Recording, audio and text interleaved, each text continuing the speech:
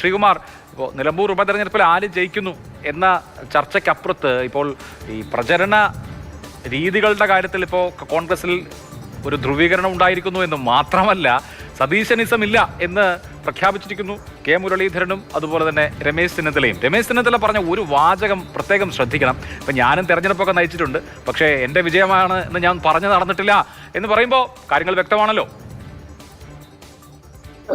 നോക്കൂ അഭിലാഷേ, ഒരു ലേഖകൻ ഒരു ചോദ്യം ഒരു നേതാവിനോട് ചോദിക്കുമ്പോൾ ആ ചോദ്യത്തിന് അനുസൃതമായ ഉത്തരം നൽകും.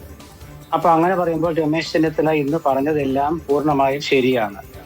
സതീശനിസം ഉണ്ടോ എന്ന് ചോദിച്ചു, ഇല്ലെന്ന് പറഞ്ഞു. കോൺഗ്രസിൽ ഒന്നാമത്തെ കാര്യം, ഒരിക്കലും ഈ ഇസം എന്നുള്ളത് കോൺഗ്രസിന്റെ നിഘണ്ടുവിലില്ല.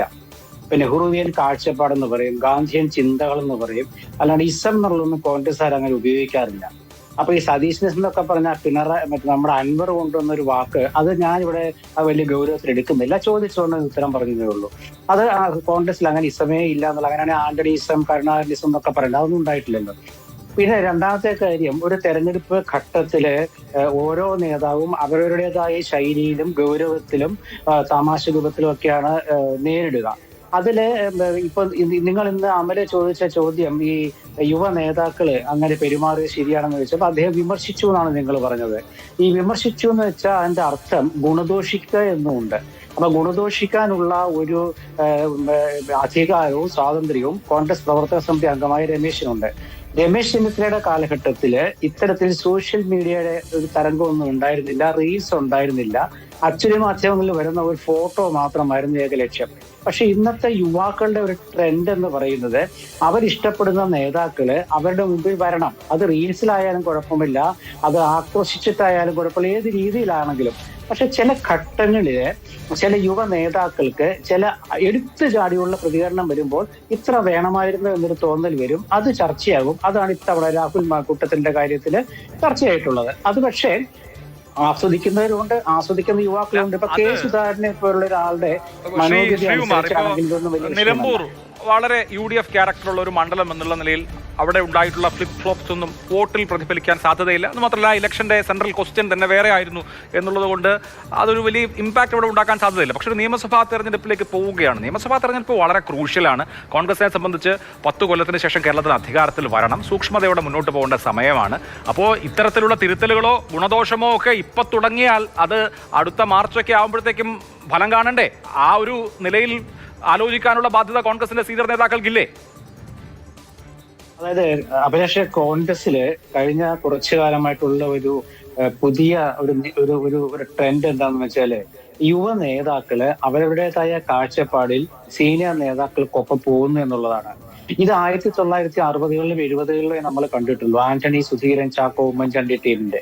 അതിനുശേഷം ഇപ്പോഴാണ് ഇങ്ങനത്തെ രീതിയിൽ വരുന്നത്. ഇതിനിടയ്ക്ക് PC വിഷ്ണുനാഥ് വന്നു, KC വേണുഗോപാൽ വന്നു, രമേശ് ചെന്നിത്തല വന്നു. പക്ഷെ അങ്ങനെയൊക്കെയാണെങ്കിൽ അന്ന് കോൺഗ്രസിലെ ഭിന്നിപ്പ് കാരണം ഇതുപോലത്തെ ഒരു ഏകോപനം ഉണ്ടായിട്ടില്ല. ഇവിടെ അതല്ല. ഇവിടെ എന്താണെന്ന് വെച്ചാൽ, ഇപ്പൊ നിങ്ങൾ പറഞ്ഞ പോലെ ആ യുവ നേതാക്കളിൽ തന്നെ 2 വിഭാഗം ഉണ്ടെന്നുള്ള ശരിയായിരിക്കും.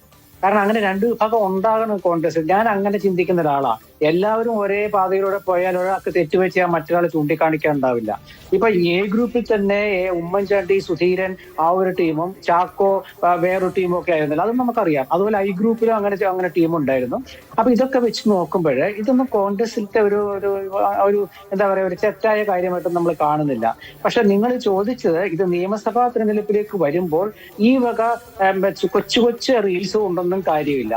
നിയമസഭാ തെരഞ്ഞെടുപ്പിലേക്ക് പോകുമ്പോൾ അതിന് വോട്ടർമാരുടെ ഇടയിൽ പോയിട്ട്, ബൂത്തുകളിൽ പോയിട്ട് പ്രവർത്തിക്കേണ്ടി തന്നെ വരും. അവിടെയാണ് 3000 പേര് ചാണ്ടിയുമ്മൻ കയറി എന്നുള്ളതിൽ ഞാനൊരു ശ്ലാഘനീയ വസ്തുതയായിട്ട് കാണുന്നത്. അപ്പൊ അങ്ങനെ വീട് കയറി ഇറങ്ങുന്നത്, എല്ലാവരും വീട് കയറി, ഇപ്പൊ അമല തന്നെ പറഞ്ഞു, ഇപ്പൊ വിൻസെന്റ് ആരെങ്കിലും പറഞ്ഞ വിൻസെന്റ്, അത് PC വിഷ്ണുനാഥിന്റെ കാര്യം, അത് ഒരുപാട് പേര് അങ്ങനെ പോകുന്നുണ്ട്. അതൊന്നും ഇല്ലാത്ത കാര്യമല്ല. പക്ഷേ ഇത് മാത്രം പോരാ എന്നുള്ള സംഘടനാപരമായ ദൗർബല്യം ഇപ്പോഴും കോൺഗ്രസിലുണ്ട്.